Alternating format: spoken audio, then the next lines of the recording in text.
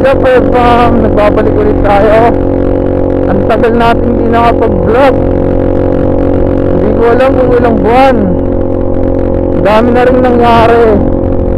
So, kung makikita nyo sa page ko, iba na yung itsura ng motor ko. Dahil nagpadigal na rin ako and dami na rin napalitan sa motor ko. Actually, binaklas to kasi nasira, hindi ko siya magamit. Dami ng pangyayari dun sa mga panahong hindi ako nakakapag motovlog. So isang reason din kung ba't napatigil ako, busy na ako sa pagtatrabaho. Kasi minsan or madalas hanggang gabi nagwo-work ako, kaya hindi na ako makapag-edit ng mga vlogs ko. Actually marami akong motovlogs na i-edit pa, kaso napakatagal na rin naman nun. Ang gagawin ko is yung ngayon na lang. Ang dami kong pinagkabisihan Ngayon, as usual, pasok tayo sa trabaho. Isa rin sa kung ba't na hinto ako aside sa pagiging busy, yung mic ko nasira, kaya hindi ako makapag motovlog dahil sira yung mic ko. Ang pangit kasi ng audio kapag yung raw na audio ng camera ko yung gagamitin. Sobrang garalgal, sobrang ingay, rinig na rinig mo yung tambucho ko, rinig na rinig mo yung hangin. So yun, kaya ang tagal kong natenga. Napakatagal simula nung huli kong post. Ilang buwan na rin yung nakalipas. So ngayon, babalik tayo and ikikwento ko sa inyo yung mga nangyari sa motor ko, mga nabago, mga napalitan, kung anong nangyari. Kasi nasira rin siya, nasira rin yung motor ko. Ano bang naging sira, ganon. So unang-una kasi is yung nangyari is nagre-restart na yung orasan ko every time na bubuksan ko yung motor.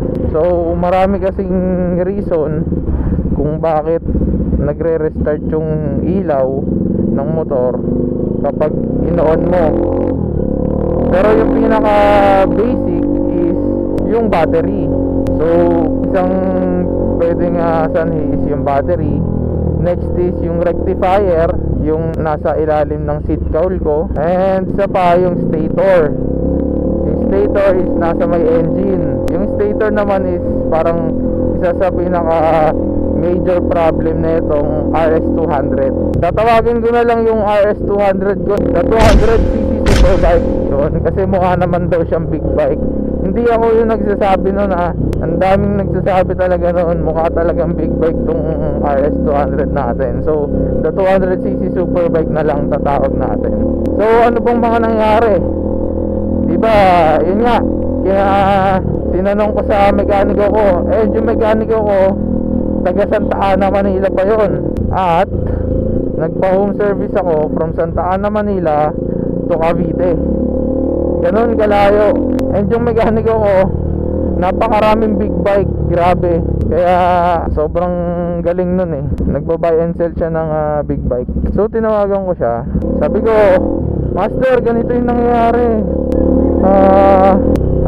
Yun, umiilaw din yung battery niya. So umiilaw yung battery, yung icon, may battery icon yan dyan Sabi ko, Master, umiilaw na yung battery. Yun, sinabi niya na baka ang problema is rectifier or stator, yun. So sabi ko, baka pwedeng mag home service ka naman, since hindi ko magagamit yung motor ko papunta sa Santa Ana, Manila. Pumayag naman siya. Okay lang naman sa kanya kung hindi siya busy, kasi naka-big bike din naman siya, expressway yung daan niya. So yan, may dala siya ng extra battery, extra rectifier, extra stator. Unang-unang nangyari is pinalitan niya yung rectifier at saka stator. Yung battery, baka naman daw kasi pwede pa, which is gamit ko pa rin yung gamit ko noon na battery, hindi namin pinalitan. So yun, pinalitan namin yung rectifier at stator. Ang nangyari, gumana siya, nagamit yung stock na battery ko. Kaso yun na, mga ilang linggo ang nangyayari, namatay na naman yung ano, nagre-restart na naman yung ilaw pag binubuksan ko yung motor.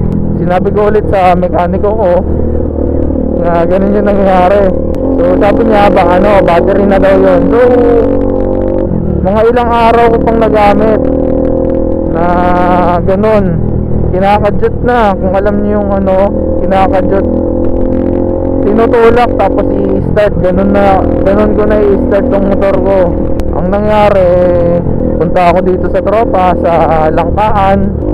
So punta akong Gentry, pinapalitan ko ng battery, which is goods na. Pagkapalit, okay na. So ang total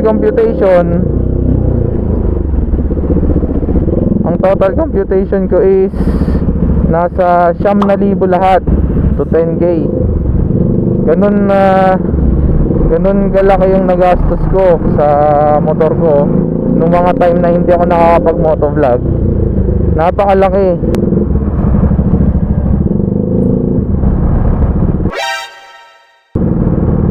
Durog ah. So simula sa rectifier, sa stator, sa battery, sa change oil, yan, nabot ako ng 10,000.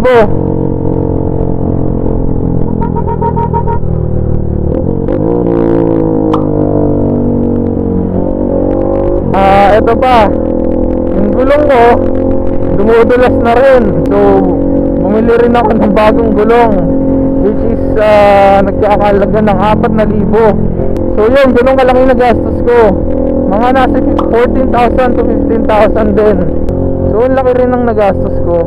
Pero okay lang yun. At least ngayon, ayan okay na si BUMBLE BEEast. Nagagamit na natin siya. And kakaride ko lang nung Sabado sa Tagaytay. Kaya namang umabot ng 130 sa 5th gear. Kaso hindi ko maisagad sa 6th gear kasi siyempre mamaya biglang may tumawid. Safety first pa rin. So yun, daming nangyari sa motor ko na hindi ko na vlog. Sayang din kasi content din sana yun. And ito, natripan ko na padigal ko yung motor ko. Kung makikita nyo sa page, iba na yung itsura ng motor ko dahil pinapull digal ko na yan. Kasi na yung buong motor may digal na, may sticker na. So sayang din kasi yung transformation hindi ko na na-vlog kasi since wala rin akong mic noon and sobrang busy ko nung time na yon dahil sa trabaho hanggang madaling araw. Yan, tatrabaho ako kaya hirap din hirap isingit yung pagmo-motovlog. So eto, I'm back and I'm better than before. Joke lang. Pero sisigapin natin na pagandahin pa natin yung content natin. Hindi tayo maghintay content. And para dumami rin yung subscribers natin. Kasi 2 years na yata yung channel ko 200 plus pa lang din ang subscribers ko. Ang bagal ng progress, diba? So try natin gumawa ng magandang content para naman matuwa yung mga viewers natin at mag-subscribe. So yun, daming gastos.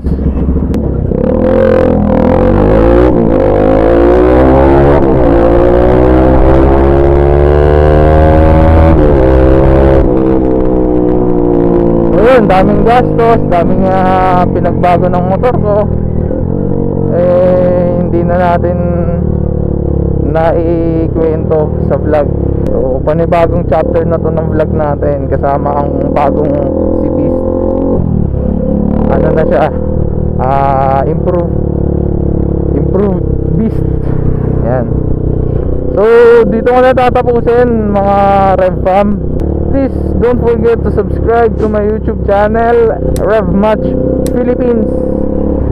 And ride safe always, as what I always say, and God bless and peace.